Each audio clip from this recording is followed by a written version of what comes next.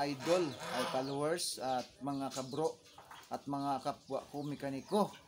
Kaya kag sa mga shout out na gina sa mga followers nga may mga motor nga Supremo 150 Team X at saka anuman sa kasarian sa motor o kung anong klase sang motor sa Ilonggo o kung badya wa barako, kaya mahal-mahal ang mga parts sang badya kag barako kag Team X 150. Kaya dol, kunting tip at kunting payo sa mga followers at mga consumer ta. Kasi itong barako dol, itong stator coil niya nasira, kapag sa Ilonggo nasunog. Kaya dol, ang cause ang sunog sang stator dapat nating alamin. Kaya sa ngayon, bago kayo mag-scroll, bago kayo makinig sa mga kapwa ko mekaniko, hindi man ninyo masamain, dapat magpagawa kayo mga followers sa mekaniko mismo nga ang feedback mabuti, hindi masama. Kasi di ba maraming doktor sa health sa lawas naton. Kaya may masamang doktor, may mabuting doktor. Kaya dyan kayo magkamali pag sa masamang doktor kayo tumama. Hindi man natin sinasabing lahat na doktor ay tama kasi tao lang sila. Nagkakamali yan. Kung sa Ilonggo, nagkakasala. Kaya ang inay nga motor dol, gina-vlog ko, ginakuhaan ko sang content, for content only. Kasi ang iyang nga stator coil nasunog doon sa Ilonggo. Kaya ang kusang sunog niya, hindi tama sa pagkabit ng kanya mga switching sa signal light at saka headlight at saka pagkabit ng accessories lights sa iyang lawas ng motor. Kaya amo ni nasunog ang iya stator coil. Kaya amo ni sang ginarinan sang iya sunog. Kaya nga nasunog, amo nang pamangkot naman naton subong nga nasunog. Nasunog ni sa dol kay pag on mo sang ignition switch, ang iyang suga gasiga na sa stoplight. Gindirect sang unang manokobra sang electrical ang iyang stoplight. Pag on mo sang ignition switch, masiga ng stoplight siya. Pagkapag magsiga ang stoplight dol, kahit ano kabaskog sang imo charge sang imong regulator o constator, maning tawag ng stator coil, hindi na siya maka-supply sa sa battery, hindi siya makasulod sa battery. Kaya ang guba sang imo unit duwa, stator coil kag ang nauna battery. Kaya dapat yung alamin nga maguba ang battery nga kay mega charge man. Maguba ang battery dol kay hindi sa maka-consume sang insakto nga pagkaon makasulod sa lawas siya. Amo man sa tao. Kapag kulang ang kaon mo, niwang ka. Kapag mataas ang kalamay mo, sa tambok ka, may tendency magniwang ka. Amo man na sa battery, kapag kulang ang kaon niya, nga kalayo ang gasulod sa lawas siya, maguba sa. Kaya malubat sa dol mo. Pag alubat siya, tingala ka naman na, kaya ang ini nga motor, Supremo, Barako, sila na, mga XRM, battery drive. Kaya pag battery drive, ang kinanglan gina nila nga sufficient nga kalayo, 12 volts gid sa 12.5 o 12.8.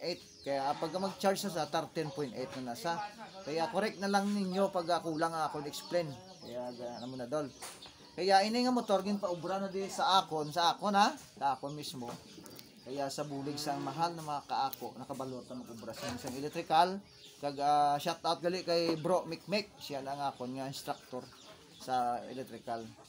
Kahit sa mga balay, gapang wiring man ko dol. Kaya ang ako niya chip si Bro Mikmek.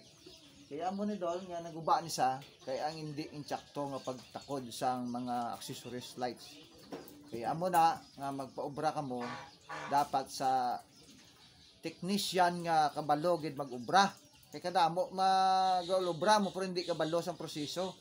Amo man na dol sa mga doktor nga resita lang nga hindi tumpak sa sakit sang tao ang ilagi nga resita. Halimbawa ang sakit mo lupot o may resita nga sang bulong sa high blood, delikado amo man isa ang motor. Kaya dapat ang nagaobra nakabalo, hindi siling nga manugbot-bot na sa. Maayo pag gani idol ang manugbot-bot kag mga surano sang una. Kaya man nga ang ilaya ginabulong ga mga kahoy-kahoy lang herbal, wala overdose. Pero subong delikado. Kay man nga ay resitahan kamo sang bulong nga hindi tumpak sa inyo sakit, ang guwa nyo, guba ang inyo kidney. Kaya mo man yung motor, naguba ang iyang kung saan pang iya persa na dula.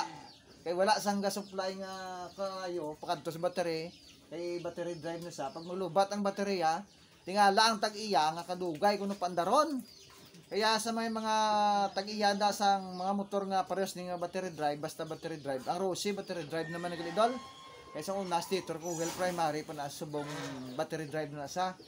Kaya ang himuon nyo, kapag magdugang ka mo sa mga accessories light, dapat nasa tama nga manugubra. Wala mo kuya gasiling nga driga mong pobra sa akon, kaya masiling sa mo si Agapi Vlog Tikalo ni.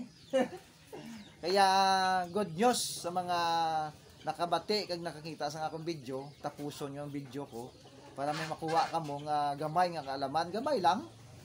Gamay lang gid akong sa Tagalog pa kaunti lang, kaya good morning sa tanan-tanan nga nagalantaw sang vlog ni Agapi Vlog. Kaya subong ari na ipang check up gid sa isa daw mo niya wire harness mo, kita niyo wire harness siya.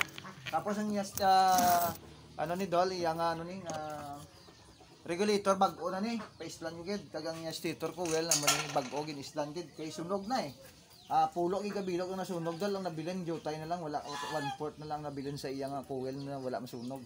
Kaya nga boys ang iya voltahe 5 volts na lang. 13.8 o 12 volts, 5 volts na lang nabilin, masarangan niya pa. Kung sa tao pa malnourished na niya wala na sa tsansa. Kaya muna ang naguba sa iya ni nga unit. Pag on mo sang yabe, ignition switch, masiga dayon ang iyang stoplight. Di ba mag-stoplight mo ang mga idol o mga followers mag-preno pa na ya, bag-on yung magsiga ang stoplight. Iya hindi, pag on mo sang yabihan, siga dayon ang stoplight. Kaya ang source ang gasulod sa battery, maubos siya. Kaya ang gasulod sa stoplight nga ka-consume na sa 35 watts na sa na amo na mabalaan nyo.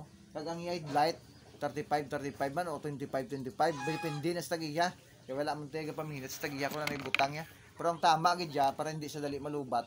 Ang gamiton mo LED na lang kay tipid na sa battery. Kaya makasave ka sa power.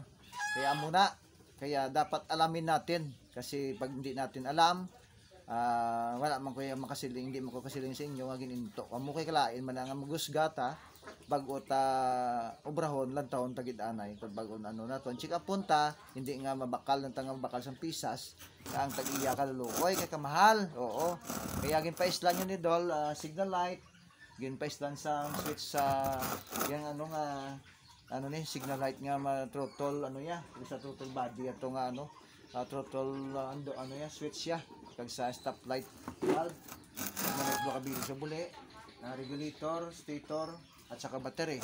Pag check up ko tanan ay mga amo na siling sa inyo may gin bypass bala.